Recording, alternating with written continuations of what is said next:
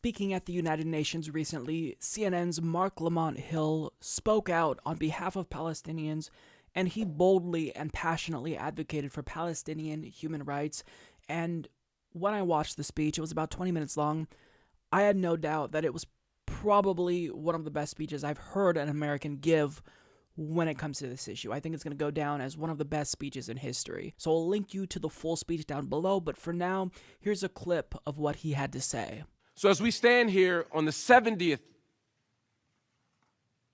anniversary of the Universal Declaration of Human Rights and the tragic commemoration of the Nakba,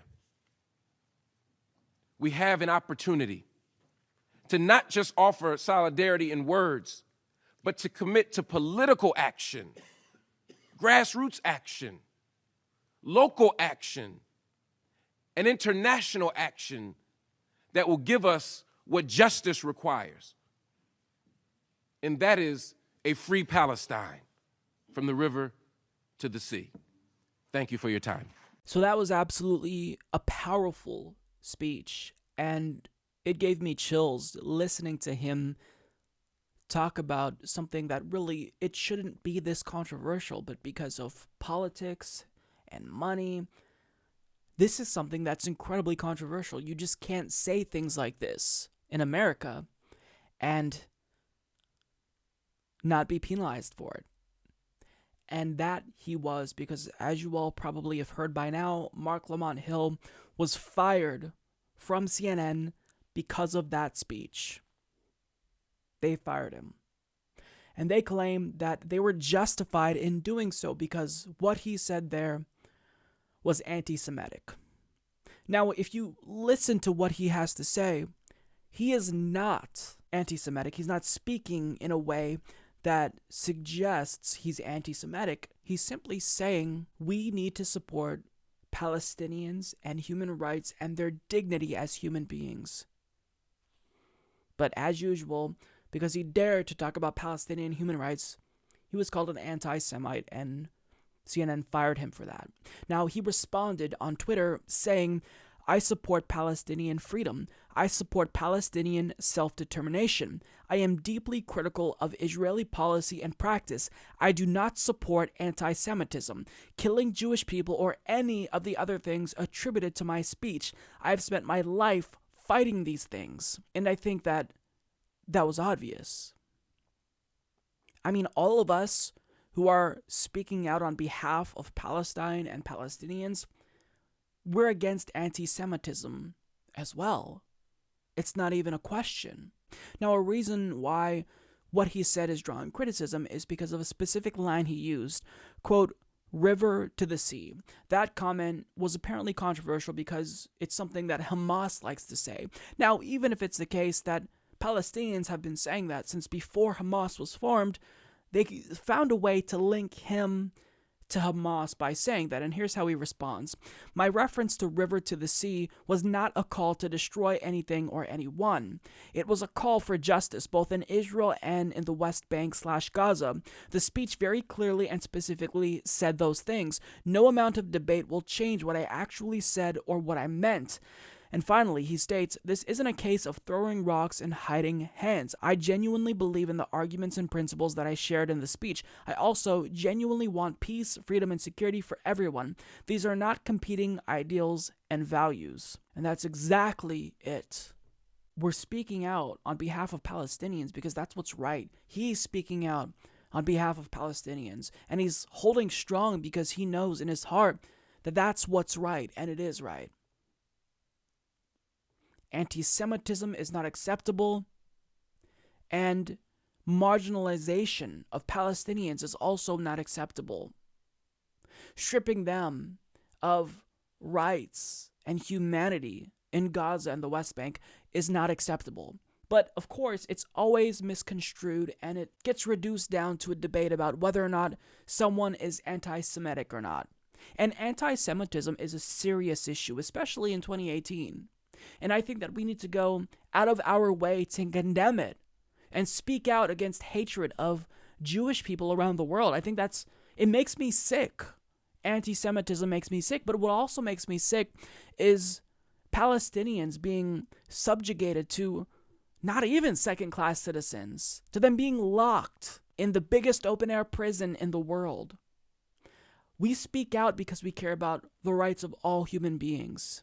Those who are speaking out in favor of Palestinians are also against anti-Semitism. And of course, I shouldn't have to explain this, but you have to explain this when policymakers are trying to look for reasons to demonize people who dare speak out in favor of Palestinian human rights. And I do want to share what Cornell West had to say because, as usual, he worded this whole conversation in a way that's concise and poignant. We've got to stand with our dear brother Mark. All he's saying is that a Palestinian baby has exactly the same value as a Jewish baby. A Jewish baby has the same value as a Palestinian baby.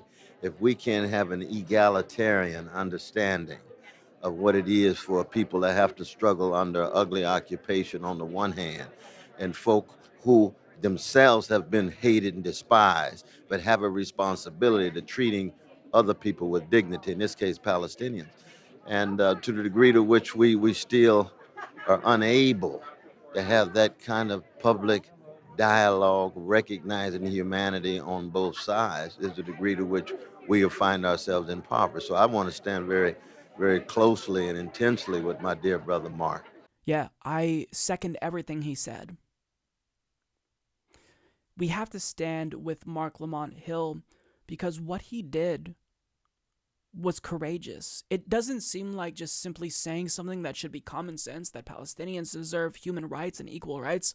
That shouldn't be controversial, but it is. That's a fact of reality. It's controversial in this day and age. And him being fired for saying something CNN deemed anti-Semitic or controversial, when he didn't even say it on their network, that sends a very clear message to other pundits.